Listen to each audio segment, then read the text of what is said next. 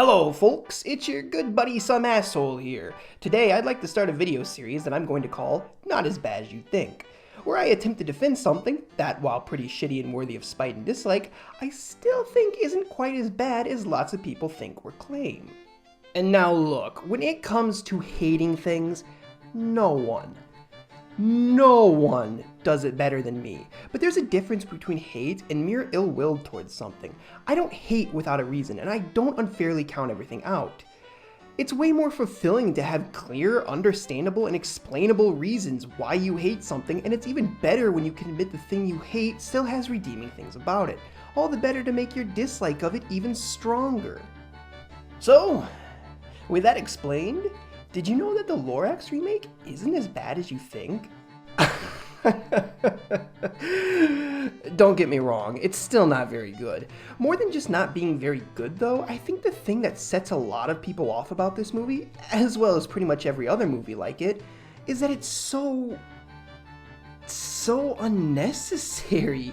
Like, no one fucking asked for a remake of the goddamn Lorax, man. When this movie first came out, I pretty much took zero opinion or thought of it. It looked like just another lame, shitty turd of a movie in the same vein as, say, that Yogi Bear movie. Yeah, Yogi Bear. Remember that one? Neither do I.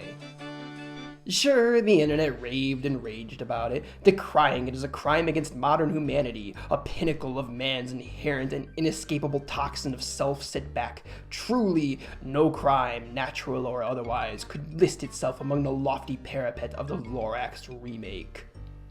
As for me, I really didn't care. Hollywood does what Hollywood does. Call me when something interesting fucking happens.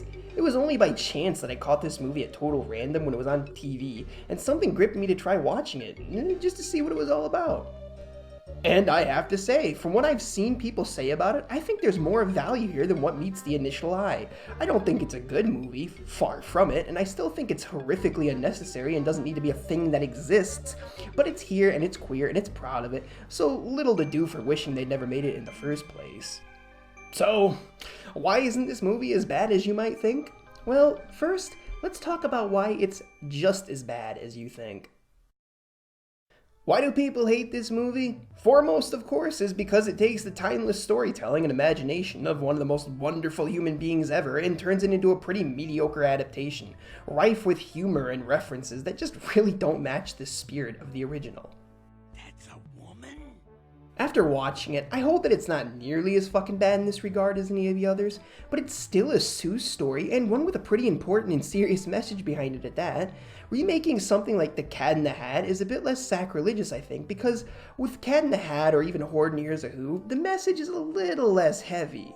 With the Lorax, it's a pretty serious environmental lesson that doesn't bear too well the act of getting fucked by the greeny weenie of Hollywood. It changes the story and characters a bit, even adding a huge swath of new story in the form of the boys' adventure with growing the truffula tree. They obviously did this in order to make the story work for a longer feature film because the original just didn't have enough story to stretch that far. So then why fucking remake it? Just leave it alone, you assholes! If you don't have enough content to make a movie, don't make the movie. Ultimately, every reason people don't like this movie pretty much comes back to one common root. That it's an unfaithful adaptation of a timeless story that is above all else completely fucking unnecessary. And they aren't wrong to feel this way. It's an incredibly flawed movie.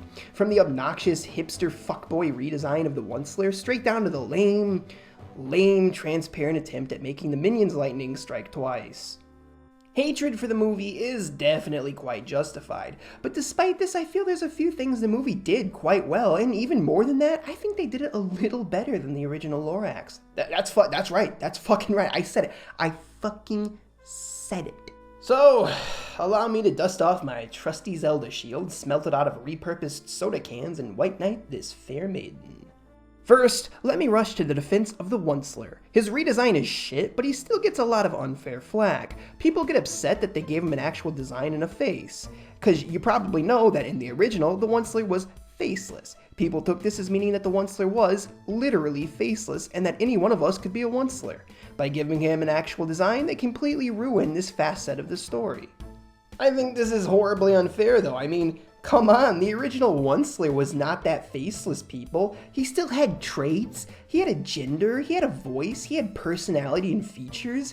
Yeah, if you happen to be a middle-aged, gruff-voiced male who smokes cigars and has freakish mutant 6-foot-long green arms with sagging flesh, the Onceler is pretty much a mirror. Just because they gave Remake Onceler an actual face doesn't mean the original Onceler was any more faceless, outside of literally just not having a shown face. And besides, not everyone can really be a Onceler. Not many of us in our lives are going to find that we've personally created a situation of the magnitude the Onceler caused, nor be in the position to stop it if we so chose. Yes, I understand the message was more about doing what you're able to do and being mindful of your actions and the consequences they'll have, more than it was, if you find yourself in a CEO position of a massive nature-destroying production company, do the right thing. However, as it turns out, the remake does in fact happen to have a very strong, very faceless character, if not the Onceler. People also get upset with the ending, the way the Lorax returns and everything is fixed and the day is saved and all that. They feel it ruins the ambiguity and uncertainty of the original Lorax's ending, where the future is left in question, much like our own futures are. It's a fairly powerful message that translates well to our own world from the world within the story. But I don't think it's quite as ambiguous as everyone totes it to be. I mean, first off, just watch the ending. Here, grow a forest. Protect it from axes that act. Then the Lorax and all of his friends may come back.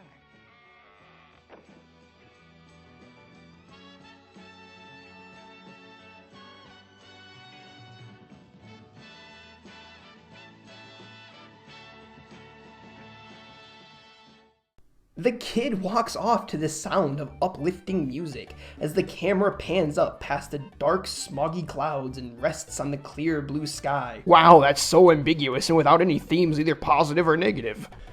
Look, the dirty fucking truth is that the original's ending wasn't that ambiguous. It ends on a pretty uplifting and even inspiring note. It's still ambiguous and certainly far more ambiguous than everything is confirmed to be fixed and good ending of the remake, but people praise and denote it as oh so ambiguous, when in reality it leaves off on a pretty damn certain note of hope.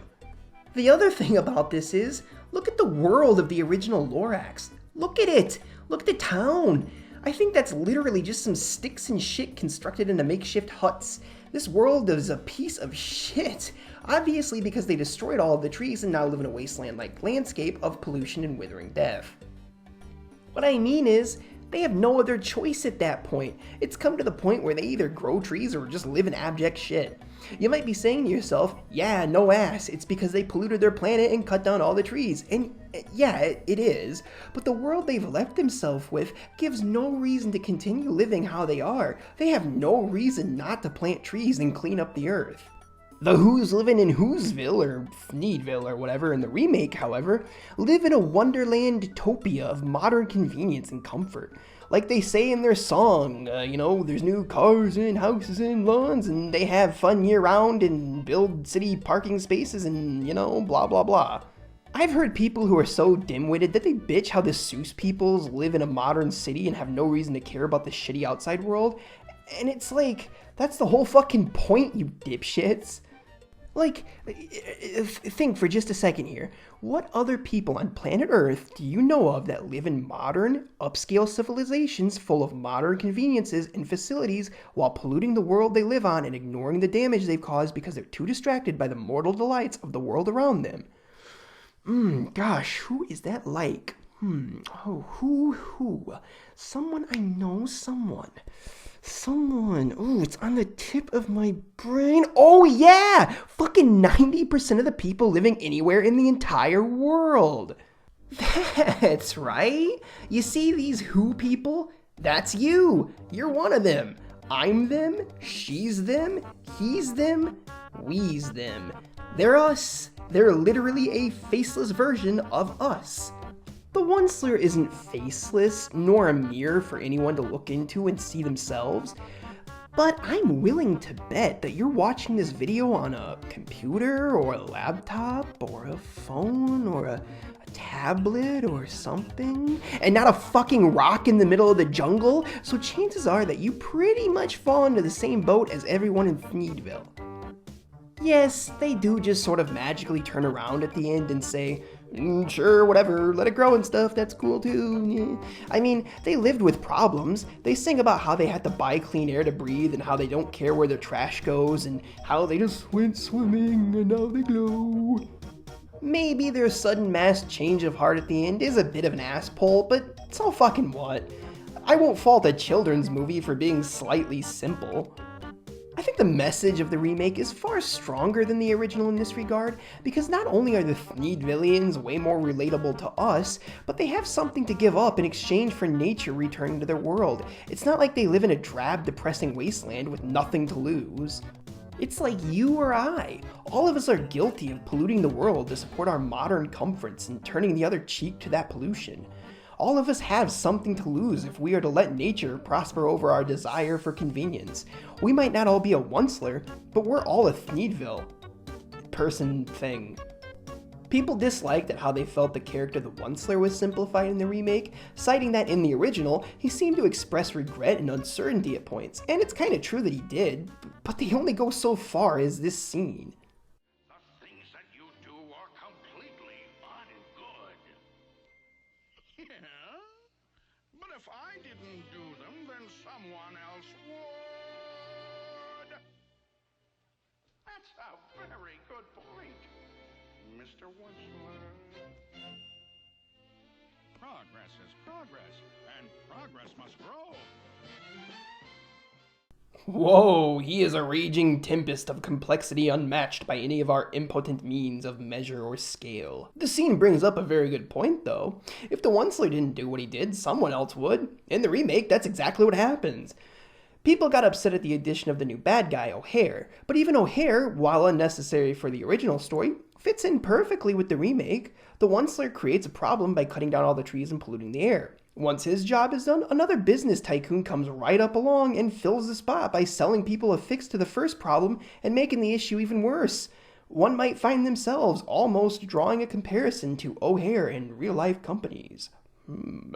I think that just due to it being a Dr. Seuss adaptation, despite however really unnecessary it all is, it gets quickly overlooked and lumped in with all the other crappy adaptations. Sure, it's far from perfect, it's not even really good, it just has some good themes and ideas that often get overlooked. But it's a huge fucking step up, if you ask me, over the drivel stains like Cat in the Hat or Horde and Here's a Who. It's really the most faithful and close to the original Spirit adaptation we've ever gotten out of a Seuss remake. Personally, no Seuss story needs an adaptation, but if they're going to insist on making them, at least this one was a step in the right direction.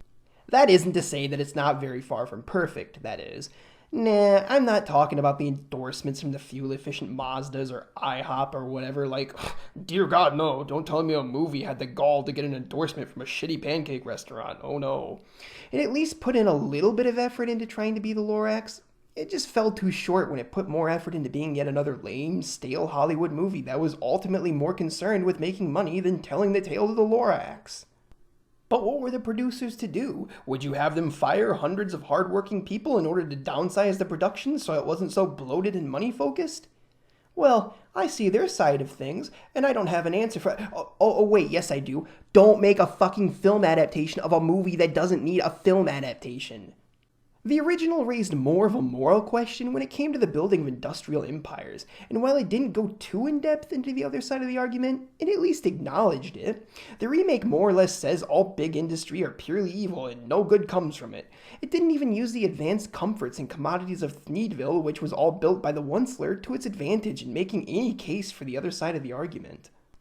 That's its whole problem. It hit a few good notes, that's just to be fair, but as a whole it was a stale product of Hollywood demographic thumpers making sure it was commercially appealable to as many age groups as possible, being more obsessed with the box office than the script.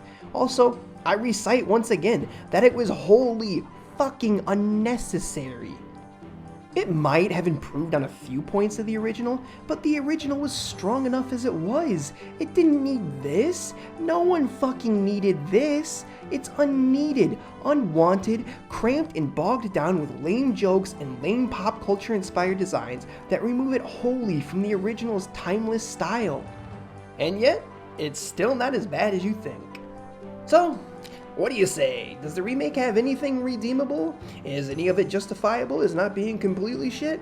Are you even watching this video anymore? Argue about it in the comments, and don't forget to like and subscribe like the mindless, droning YouTube cog you truly are. Oh, good night.